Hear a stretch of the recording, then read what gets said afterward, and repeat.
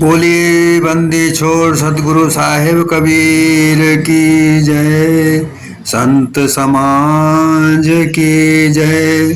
भक्त जनों की जय। साहिब बंदगी, साहिब बंदगी, साहिब बंदगी। सतगुरु कबीर बीजक साखी प्रकरण साखी 336। करते किया न विधि किया, रवि शशि परी न दृष्टि। तीन लोक में है नहीं, जाने सकलो सृष्टि। सतगुरु कबीर मानव मात्र को चेता कर ये कहना चाहते हैं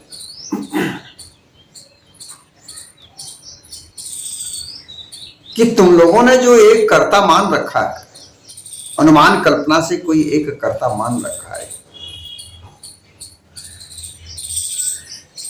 कि जिसने ना कोई कार्य किया हो,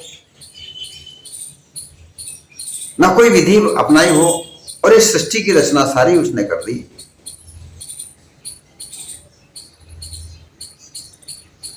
तो ये एक मिथ्या आपकी मानी हुई बात है, क्योंकि बिना कुछ किए कोई कार्य होता नहीं, बिना कारण के कोई कार्य होता नहीं। लेकिन अनुमान कल्पना से किसी ने खुदा बनाया, किसी ने ईश्वर बनाया, किसी ने अल्लाह बनाया, किसी ने गॉड बनाया। ऐसा मान मान करके तरह तरह के मत पंथों का निर्माण किया। फिर किसी ने स्वर्ग बनाया, स्वर्ग माना, नरक माना, दोज़ख, जन्नत। ऐसी चीजें अनुमान कल्पना से धरती से ऊपर कहीं है, ऐसी मान्यता मानी। पृथ्वी के नीचे भी पाताल लोक है, ऐसा माना गया। धरती पर भी है, तीन लोक की कल्पना की गई।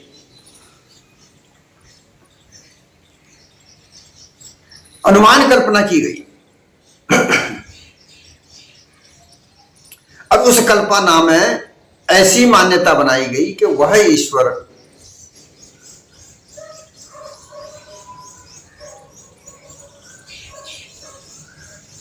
कर भी न करे, सुने भी न काना,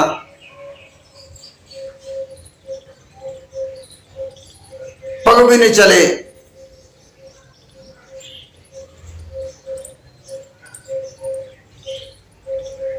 मतलब ऐसा कोई कर्तव्य करता है जो किसी भी करता, वो कोई भी कार्य नहीं करता, हाथ पांव से कोई कार्य नहीं करता, बिना पांव के चलता है, बिना हाथ के कार्य करता है, बिना देखे वो सब कुछ देख लेता है।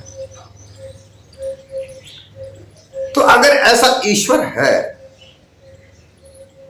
तो सतगुरु कबीर ने कहा कि भाई अगर बिना कान के सुन सकता है, बिना आंखों के देख सकता है, बिना हाथ के कार्य कर सकता है, बिना पांव के चल सकता है, तो उसे सब घट-घट की भी पता है। तुम कहते हो कि घट-घट में वो रहता है, कण-कण में रहता है, सबके घट-घट की उसको पता है। तो फिर सारे जो मानव हैं वो क्यों दुखी हैं? और दुख किस बात का? ऊंच नीच का भेदभाव। दुख और कुछ नहीं है। दुख यहां यह है कि ऊंच नीच का भेदभाव बनाया। क्या वो ऐसा ऊंच नीच का भेदभाव बना सकता है? जब वो सबके घट-घट की जानता है तो क्यों भेदभाव करता है? वो सबका पिता है, सब उसके बालक हैं, तो सब बालकों के ऊपर एक जैसी दया क्यों नहीं करता है? क्या एक वर्ग विशेष के लिए ही वो है? ऐसा कभी हो ही नहीं सकता। ये वह वर्ग विशेष ही लोगों को गुमराह कर रहा है, छल कपट पाखंड के आधार पर अपनी एक लकड़ी से सबको हाँक रहा है। ना कोई ईश्वर है, ना कोई कर्ता है, आसमान में बैठा हुआ कोई कुछ नहीं है। करते किया ना विधि किया, कोई किसी प्रकार की विधि नहीं अपनाई, कोई कार्य नहीं किया। और रवि शशि परी न दृष्टि,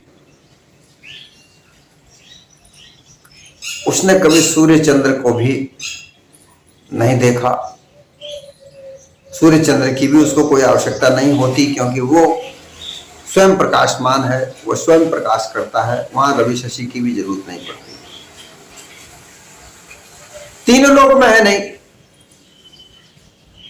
वो तीनों लोक में भी नहीं रहता है। ये इनकी मान्यता है, ऐसा ये कहने वाले लोग, ईश्वरवादी लोग, परमात्मावादी लोग ऐसा कहते हैं। और जाने सकलो सृष्टि, जो सबको जानता है, सकल सृष्टि में जितने भी मानव है उनके घट घट की वो बात जानता है। ऐसी मान्यता बना करके संसार में फैला रखी है। अब आप जरा सोच विचार के देखो, परखो, जांचो कि ऐसा व्यक्ति अगर कोई है तो कभी तो किसी से मिलने आता। उसे ढूंढने के लिए लोग क्या क्या कार्य करते हैं।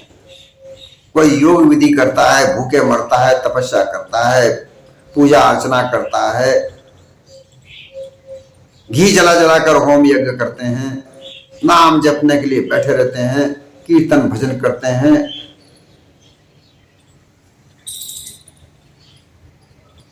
कथाओं का श्रवण करते हैं, कभी किसी को दर्शन नहीं दिए। लेकिन हां, बहुत सारे चालाक चतुर लोग एक मनन गणंत कहानियां अगर जरूर सुनाते हैं, और मन गणगणंत कहानियां सुना सुनाकर लोगों को रोचकता फैलाते हैं। लोगों के पास हृदय में उनके रोचकता फैला फैलाकर आकर्षित अवश्य करते हैं।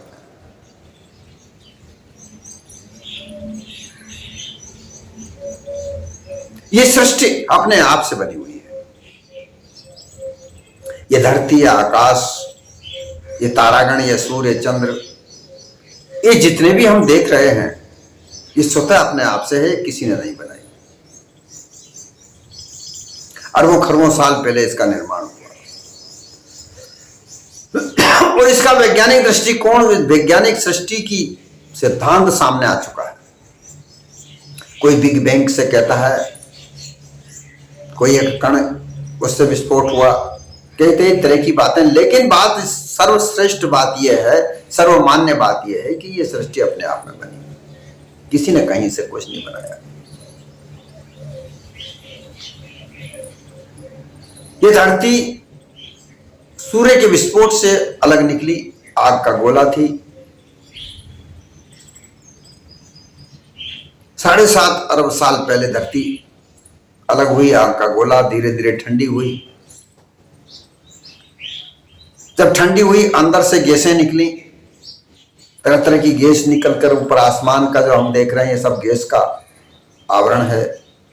तरह तरह की गैसों का सम्मिश्रण हुआ, CO2 बना। CO2 मिश्रण करने से जल की धारा बनी।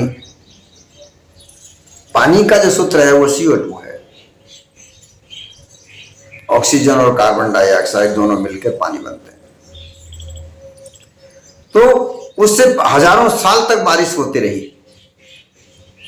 फिर उस बारिश से ऊपर की परत ठंडी हुई, अंदर गर्मी थी। आज भी धरती में गर्मी है। 50,000 सेंटीग्रेड टेम्परेचर, 5,000 सेंटीग्रेड टेम्परेचर अंदर धरती में भी आज भी सेंटर में है, जहां लोहा जैसी धातुएं पिघली हुई अवस्था में रहती हैं। ऊपर की परत ठंडी हुई, अंदर से गर्मी बराबर हुई। ये पर्वत जो हम बड़े बड़े पहाड़ पर्वत देख रहे हैं, ये अंदर से बाहर निकले। नदी नालों का निर्माण हुआ, समुद्र बने, क्योंकि जो ऊंची जगह थी वहां से पानी बह बह कर नीची जगह पर आया। और स्थिति यह हुई कि 75%, 77% प्रतिशत भारत की जो धरती है, पूरे विश्व की पूरी धरती जो है, वो 75%, 77% पानी से भरी हुई है।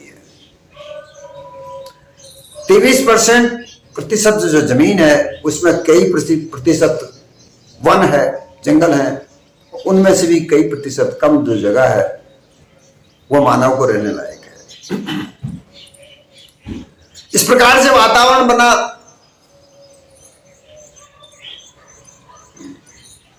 अरबों साल पहले सबसे पहले जीव की उत्पत्ति जल में हुई, जिसे अमीबा कहा जाता है। एक कोशीय जीव था, अर्थात शरीर का निर्माण हुआ। देखिए, इस जीव को शरीर से जाना जाता है। अगर शरीर नहीं है तो जीव नहीं है, अर्थात जीव की पहचान नहीं हो सकती। और जीव नहीं है तो शरीर नहीं है। ये दोनों का आदि अनादि से संबंध है, जड़ और चेतन। शरीर चेतन जड़ है और इसमें चेतन स्वरूप जीव है। तो शरीर है तो जीव है, जीव न है तो शरीर है। बिना शरीर के जीव नहीं है, बिना जीव के शरीर नहीं। तो जो पहचान की गई अमीबा की, एक कोशीय जीव की, वह शरीर से की गई। कि अमीबा जो शरीर बना, देह बनी इस जीव की, उसमें पहचाना गया। फिर बहुकोशीय जीव बने, फिर रीढ़ की हड्डी वाले पशु, मच्छी सबसे पहले मछली जल में बनी, फिर जल में से निकलकर बाहर पृथ्वी पर आए। धीरे धीरे जो मानव आकृति का निर्माण हुआ, और गोरिल्ला, ओरंगुटान और चिंपांजी, ये 3 प्रकार से हुई। साउथ अफ्रीका में यह सब जन्म हुआ। धीरे धीरे वहां से ये मानव पूरे विश्व में फैला। आज से 10,000 साल पहले जंगलों में मानव रहा करता था। ये सारी जो खोज है वैज्ञानिक लोगों ने हमको सप्रमाण बताई है। तो ऐसी प्रमाण में कहीं भी ऐसा नहीं आता कि कोई आसमान से सृष्टि करके डाल रहा था, निर्माण कर करके ऊपर से टपका रहा था, ऐसा कुछ नहीं था। क्रमिक विकास मानव जीवन का हुआ। बुद्धि का प्रकाश जैसे जैसे होता गया, वैसे वैसे उसकी व्यवस्थाएं बनती गई। लेकिन मान्यताएं ये बना दी गई आज की तारीख में कि ब्रह्मा ने सृष्टि रचाई, मनु ने सबसे पहले मानव तैयार किए गए, शत्रुपा उनकी औरत थी। तो फिर मनु की मां कौन थी? ये पूछा जाता है कि भाई मनु की मां कौन थी? भाई ब्रह्मा ने शत्रुपा और मनु को पैदा किया, और उस मनु और शत्रुपा से सारे मानव की उत्पत्ति हुई। तो फिर मनु की मां कौन थी? बिना मां के तो कोई जन्म ले ही नहीं सकता। बात चाहे कैसी भी हो, कोई खीर से जन्मा हो, चाहे कोई फूंक से जन्मा हो, चाहे कैसे भी जन्मा हो, लेकिन गर्भ की आवश्यकता तो पड़ती है, और गर्भ धारण स्त्री करती है। तो मां कौन थी मनु की? कोई जवाब नहीं।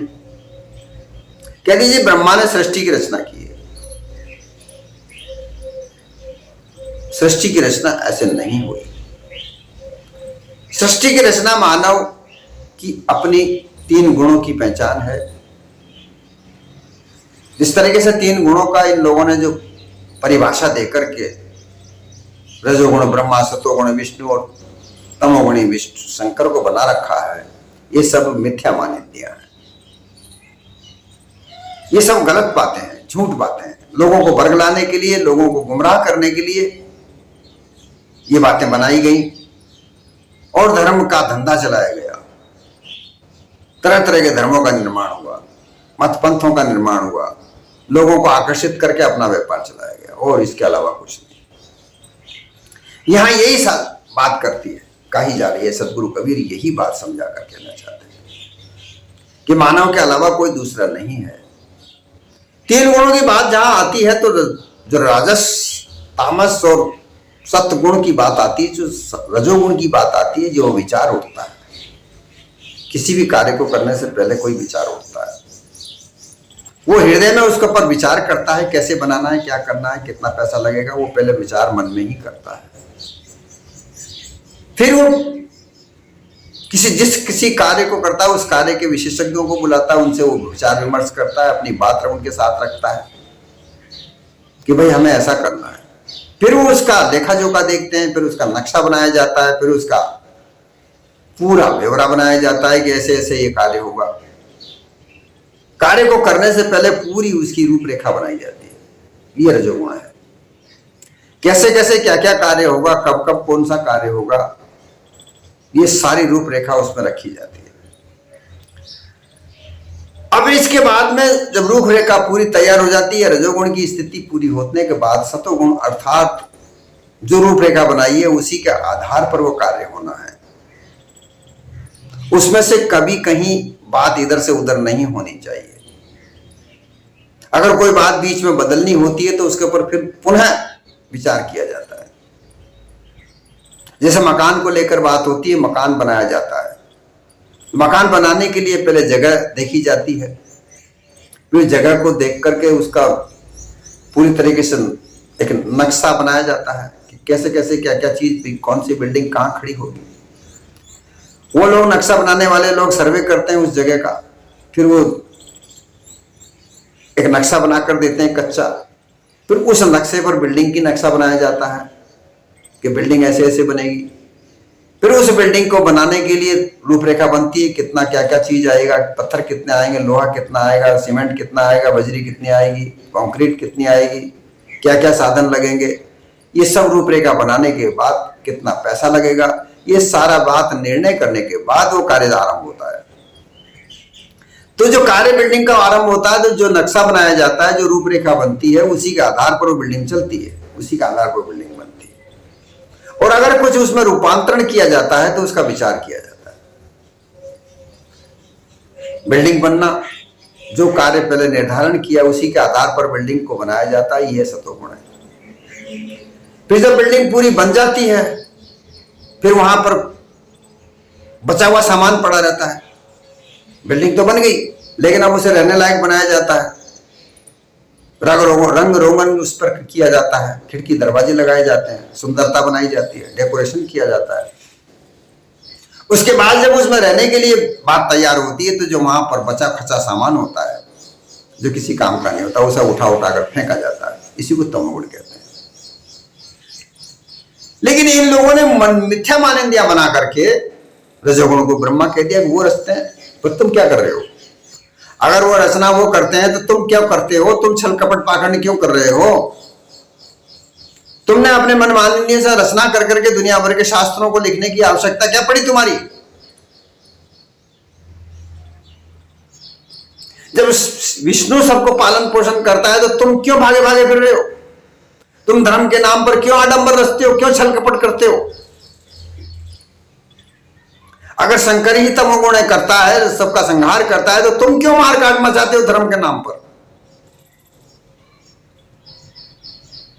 कोई तुम्हारी बात नहीं माने तो मारते हो, काटते हो। तो तुम्हें करने की आवश्यकता क्या पड़ गई? शिव की, विष्णु की, राम की, कृष्ण की तुम सुरक्षा करोगे। राम की सेना, हनुमान की सेना, दुनिया भर की सेनाएं बना बनाकर तुम उनकी सुरक्षा करते हो। उनकी सुरक्षा करने की आवश्यकता क्या है? जब तुम कहते हो कि वो सृष्टि करते हैं, वही पालन करते हैं, वही सब कुछ करते हैं, तो फिर तुम्हें क्या जरूरत पड़ गई हथियार उठाने की? क्यों हिंसा करते हो? जो अपने आप स्वयं सामर्थ्य है, जिसे सामर्थ्य कहते हो, वो अपने आप अपनी सामर्थ्य दिखाएगा। तुमने ऐसा ही तो किया है, इतिहास में तुम्हारी सारी बातें दर्ज है। सोमनाथ का मंदिर लुटवाया, तुमने लुटवाया कि वह ईश्वर अपने आप अपनी रक्षा करेगा, तुम्हें कोई जरूरत नहीं लड़ने भिड़ने की, और वो मंदिर लूट कर ले गया। तुम बैठे बैठे तमाशा देखते रहे। इसी तरीके से लुटेरों को तुमने आमंत्रित किया गया और आज धोखा दे रहे हो कि ये ऐसा किया, उसने किया, वैसा किया। ये मतलब ये जो सब मानिंदियां बना बनाकर तुम लोगों ने संसार में फैलाई, जिन लोगों ने भी फैलाई, झूठी मानिंदियां बना करके, और ऐसी मानिंदियां बना दी कि तुम्हें कुछ करने की जरूरत नहीं है, वही ईश्वर सब करता है, वही खाने को देता है, वही पालन पोषण करता है। तीन लोक में उसका ही वैभव है। अब तीन लोक की बात जहां आती है तो तीन लोक का मतलब समझना चाहिए। मृत्यु लोक, पाताल लोक और स्वर्ग लोक, ये तीन प्रकार के लोक इन्होंने निर्माण किया है। वो इस धरती पर ही है। पाताल लोक का तात्पर्य यह होता है कि जो सबसे निम्न स्तर के लोग जो रह रहे हैं, जो गरीब व्यक्ति तबके के लोग हैं, जो एक समय का भोजन नहीं जुटा पाते, ऐसे तबके के लोग, ऐसे स्तर के लोग वो पाताल लोग हैं। और जो मध्यवर्गीय लोग हैं, जो अपने मध्य स्तर पर जीते हैं, जिनके पास ज्यादा बड़े बड़े साधन नहीं हैं, परंतु सहज रूप से अपने जीवन को सहजता से चला रहे हैं, भूखे नहीं मरते। और एक वर्ग सर्वोच्चता को जीता है, जहां पर ऐश्वर्य ही ऐश्वर्य है। ये तीन स्तर के लोग, तीन लोग इस धरती पर ही हैं। और उस समय भी ऐसा ही था। ये खुद कहते हैं ना कि भाई कलयुग आ गया, जो आसमान में चले गए उड़ के। पहले राम धरती पर ही थे, कृष्ण धरती पर थे, भगवान यहाँ धरती पर ही थे। एक जगह एक साखी बनाकर डाल दी गई रोचकता से कि कलयुग का आना हुआ।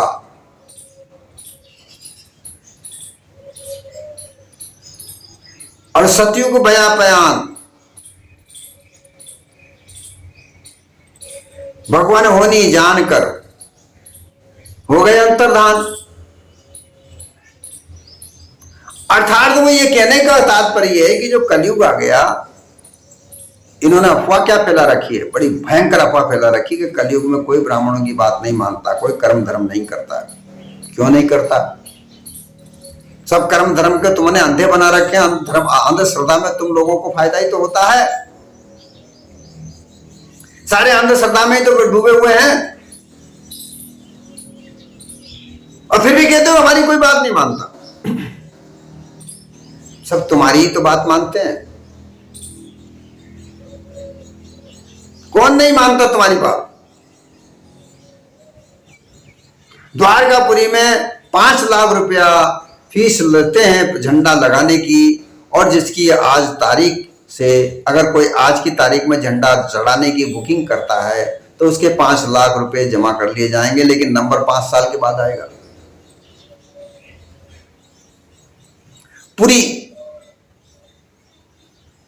पुरी में जहां पर मंदिर है, वहां 10 साल के बाद नंबर आता है। 10 लाख रुपए वहां की फीस है झंडा ऊपर चढ़ाने की। तुम दर्शन करने लोग जाते हैं, उनसे फीस लेकर के, पैसा ऐंठ करके पीछे के दरवाजे से दर्शन कराते हो। लंबी लंबी 2-2 किलोमीटर की लंबी लाइन लगी होती है दर्शन करने के लिए, फिर भी कहते हो कि कोई नहीं मानता, कलयुग आ गया है। कहने का तात्पर्य यह हो गया है कि अब लोग जागरूक हो गए हैं। तुम्हारे धोखाधड़ी को, छल कपट पाखंड को समझने लगे हैं। जब ये मानव जंगल में रहता था आज से 10,000 साल पहले, बुद्धि का प्रकाश नहीं था। धीरे धीरे बुद्धि प्रकाशित होती गई, वैसे वैसे संसाधन बनते गए। और जब धन सामने आया, क्योंकि पहले धन नहीं था, विनिमय का साधन धन नहीं था, वस्तु का विनिमय होता था, वस्तु एक दूसरे को बदली जाती थी। कष्ट था, परेशानी थी। एक माध्यम बनाया धन का, तो सबसे पहले कोड़ियों को लिया, कोड़ियों को माध्यम बनाया गया, फिर कुछ पत्थरों को, फिर कुछ सिक्के बनाए गए। ऐसे करते करते धन के ऊपर जब बात आई तो धन के ऊपर लालच आ गया इस एक वर्ग का, और उस लालच को इसने सब जगह फैलाया। लोभ और लालच को इसी ने फैलाया, और फैला करके धन ऐंठने का कार्य धर्म के नाम पर करने लगे। और आज वो धंधा खूब आराम से चल रहा है, धड़ल्ले से चल रहा है। घर बैठे खूब खाते हैं, पीते हैं, ऐश करते हैं। भूखा मरे तो मरे, जो मान्यता प्राप्त करके दर्शन करने आता है भूखा, वो मरे। सुबह 8 बजे से लगा के रात को 8 बजे तक लाइन में लगे, भूखा मरे वो दर्शन करने वाला, और जेब से वहां पर दक्षिणा अलग चढ़ाए। तो ये बात सदगुरु साहिब कबीर इस साखी के आधार पर कहना चाहते हैं। 3 लोक में है नहीं, जो 3 लोक में कहीं भी नहीं नजर आता, जिसे 3 लोक में मानने की बात करते हो, कि जिसका तीनों लोक में ऐश्वर्य फैला हुआ हो, वह ईश्वर कहलाता है। कौन है, कहां रहता है, कोई आता पता नहीं। 3 लोक में ऐश्वर्य होता है, वो ईश्वर है, पर है कौन, कहां रहता है, इसका आता पता तो बताओ। हजारों प्रकार के मंदिर बना दिए गए, लेकिन वहां मिलता है तो केवल मूर्ति पत्थर की। वहां कोई नहीं मिलता, अगर मिलता है तो सामने वही पुजारी खड़ा रहता है।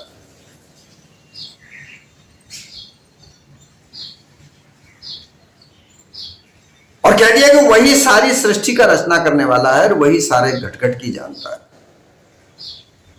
अगर वह सभी घटघट की बातों को वह जानता है तो फिर भेदभाव क्यों, ऊंच नीच का ये आकलन क्यों? यह बात समझ में नहीं आती और ये समझाते भी नहीं है। और अब जब लोगों के बुद्धि का प्रकाश हुआ है, जब इनके छल कपट पाखंड का भांडा फूटने लगा है, तो फिर अब ये बगलियां झांकते हैं, तरह तरह के अर्थ बताते हैं। इनके सामने ऋग्वेद की ऋचाएं रखते हैं जिसमें षड्यंत्र है, जिसमें व्यभिचार है। वो बातें जब इनके सामने रखते हैं, इनसे पूछते हैं कि ब्रह्मा के मुख से पैदा कैसे हुए, तो फिर इनके पास कोई जवाब नहीं है, क्योंकि इनको पता है कि सब लोग जागरूक हो गए। फिर ये कहते हैं ये जो गलत लिख दिया जी, ये तो अंग्रेजों के समय में, मुसलमानों के समय में लेख में बदला किया गया है। कितनी धोखाधड़ी बातें करते हैं कि अंग्रेजों के समय में बदला हुआ है, मुसलमानों ने किया जो भी कुछ किया, जाति पाति तो मुसलमानों ने बनाई। चलो आपकी बात मान लेते हैं कि मुसलमानों ने जाति पाति बनाई, तो अब तो मुसलमान नहीं है, अब तो तुम ही हो ना। बदलते क्यों नहीं हो इस व्यवस्था को? बदल दो। मुसलमान कब आए, अंग्रेज कब आए, इसका इतिहास लिखा पड़ा है। लेकिन ये जो तुम्हारी व्यवस्था थी, ये उससे पहले भी थी और भयंकर रूप में थी। अंग्रेजों के आने से तो तुम्हारा भांडा फूटा है। तुम्हारे काले कानून, 60 प्रकार के कानून अंग्रेजों ने रद्द किए गए। 12 साल की लड़की के साथ तुम विवाह कर दिया करते थे। अपाहिज हो जाया करती थी वह स्त्री लड़की, जिसका संपत्ति में कोई अधिकार नहीं था, मरने छोड़ दिया जाता था, जला दिया जाता था लड़कियों को। ये सारे कानून रद्द किए और अंग्रेजों ने ये एक मान्यता बनाई थी कि ब्राह्मणों को कभी भी न्यायाधीश नहीं बनाया जाए, क्योंकि इनमें न्याय करने की कोई प्रवृत्ति नहीं होती। और आज 99% जज सुप्रीम कोर्ट के, हाई कोर्ट के तुम बैठे हो बन के, तो तुम बदलो ना इस व्यवस्था को। अगर अंग्रेजों ने किए, मुसलमानों ने किए, तो बदल दो इस व्यवस्था को। जाति पाति खत्म क्यों नहीं करते हो? तुम लोग केवल बहानाबाजी बनाना चाहते हो।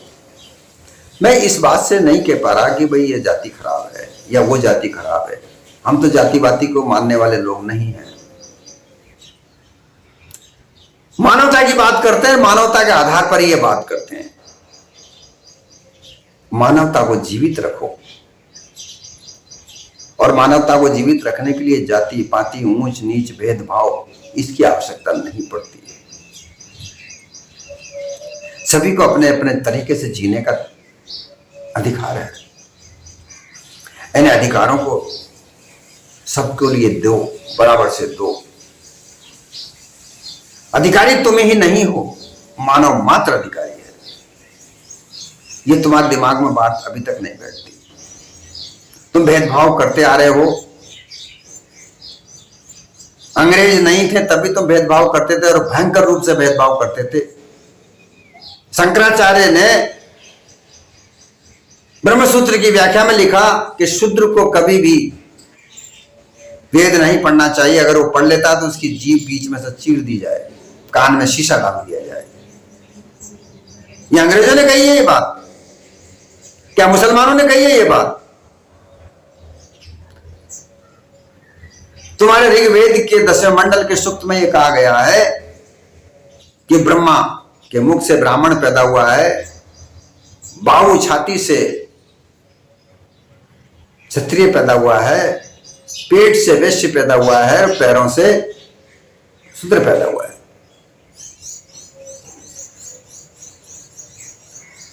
ये हालत है। और फिर कहते हो नहीं नहीं नहीं, हमने नहीं किया है, तो सब मुसलमानों ने किया है। अंग्रेजों ने किया है। तुम्हारी बात को खुद ही काटते हो, झूठ बोलते हो। अब इतने भी धोखेबाज नहीं रहे लोग बाग, तुम्हारे धोखे को नहीं समझे, इतने बेबुद्धि के लोग भी नहीं रहे, सब तुम्हारे छल कपट पाखंड को समझ गए। और यही बात सदगुरु कबीर ने उस समय समझाने का प्रयास किया था। उस समय उनके समय में ये बात कह दी थी, और आज तो अब ये बात भयंकर रूप से फैल चुकी है, और अब हमें ये व्यवस्थाएं बदलनी पड़ती हैं, बदलनी चाहिए। मानव मात्र को जीने के लिए मानवता के धर्म का प्रचार प्रसार करो।